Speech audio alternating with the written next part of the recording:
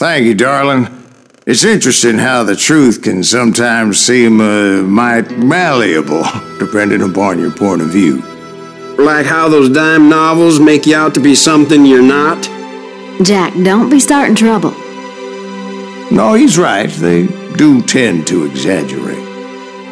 Did they exaggerate your part in taking down the Daltons? Well, I was there in the flesh, boy, so I saw what happened firsthand.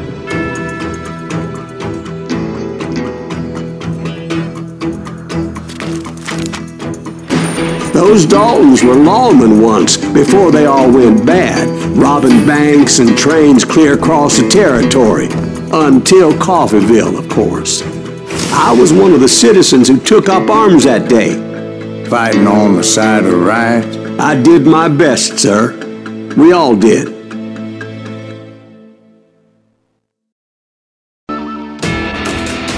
It was early morning. One of my friends was a local gunsmith, and he handed out firearms to anybody who'd take one.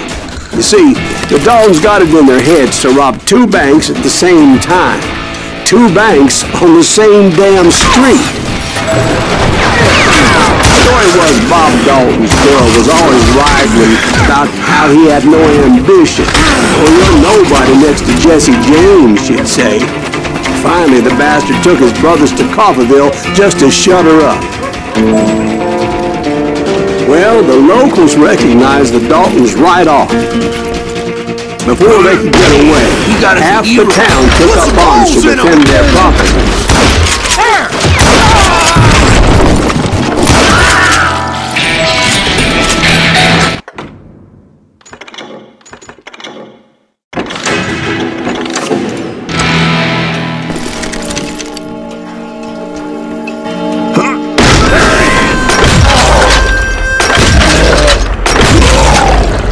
The brothers paid dearly for their stupidity, but everybody knows they had it coming. There's more to it than that.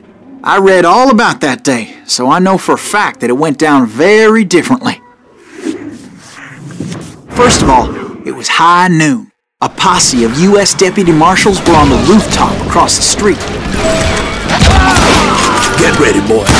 They're gonna make a move. The lawmen had been tracking the Daltons for months. Now they finally had them dead to rights. Among them was a bounty hunter feared by many a lawbreaker. This man had no intention of letting the Daltons slip away. The marshals tried to get the Daltons to surrender. They'll give up eventually.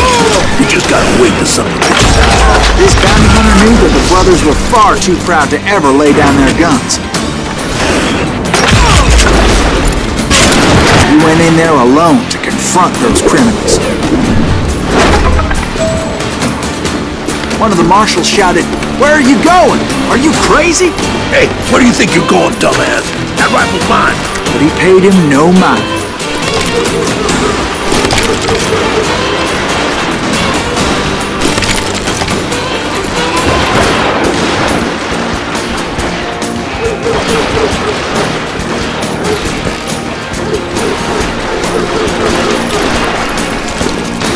He saw a way to get around to the back of the bank.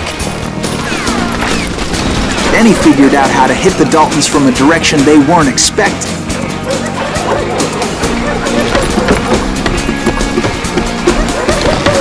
From above. Fortunately, a water tower was right there. A moment later, he was climbing up a steep ladder, laughing at danger as he did. It was brave men like him who risked their lives to tame this wild country.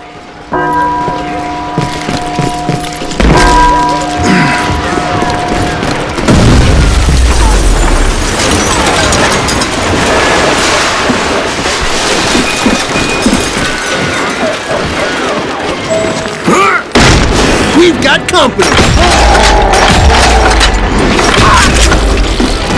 Heroic men like him, who did what other men couldn't or wouldn't to make this country free. Like Jim Bowie and Davy Crockett, who died defending the Alamo. Is that Silas Greaves? Son of a bitch!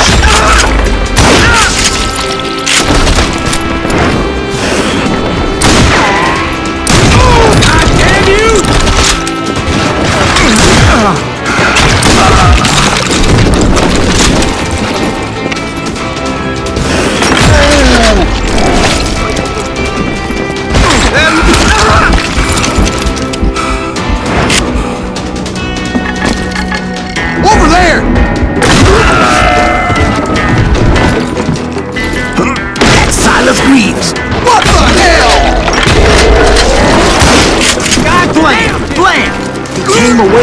victorious, taking down those thieving Daltons.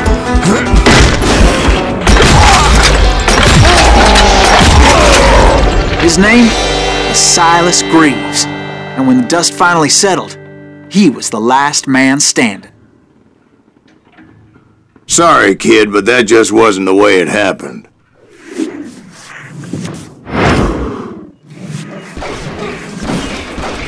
It was early evening, not high noon.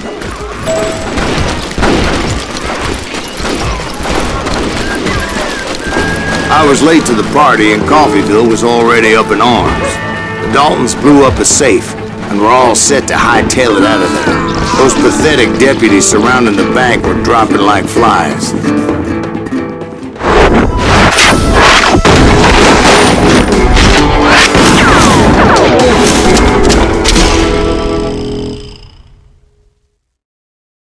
I had been tracking those jokers for months, waiting for them to do something reckless. Boy, you are good. Finally, they did. Those stupid bastards decided to rob two banks at the same time in the same town where everybody knew them. But they still had friends in Coffeyville. Face me, you coward! Now you're in trouble.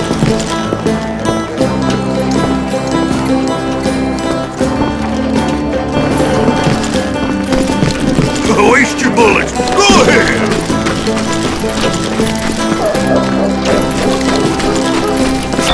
Oh, here I'm invincible.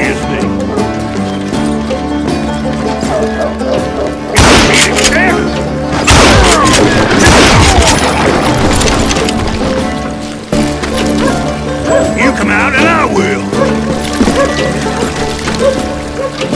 You ain't bothering me none. You can't get me. Keep shooting. I don't mind.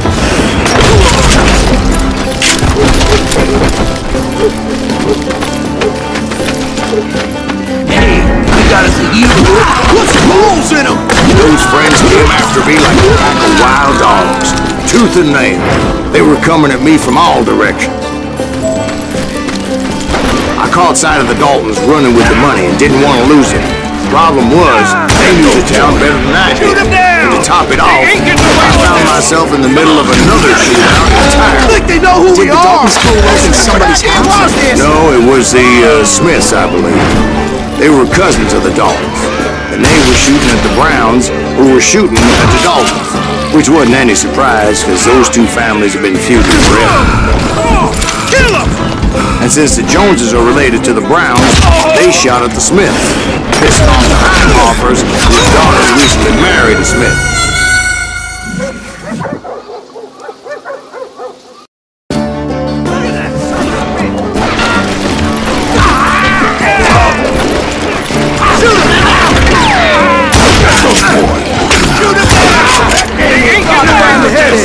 Come on! We gotta get out of here! I think they know who we are! I can't watch this! He's wounded!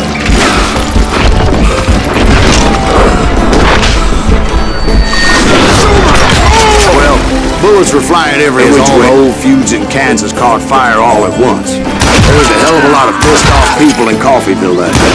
But that's just the way life is sometimes. Shit happens.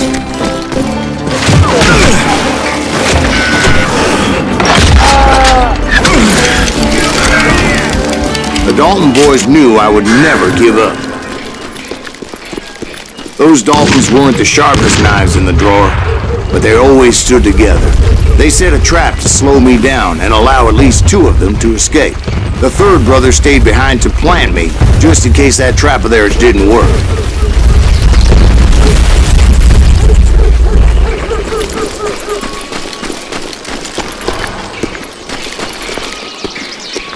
It was Emmett, the youngest, and he decided to stand his ground and face me down.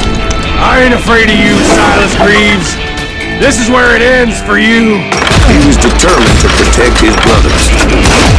And I understood how he felt. Taking me on all by his lonesome wasn't exactly a recipe for a long life.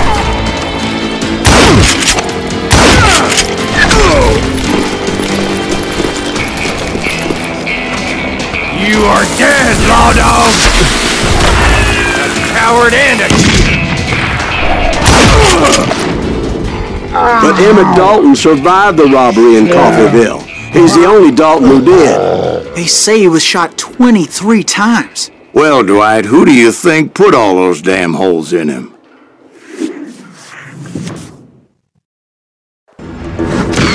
But I have to admit,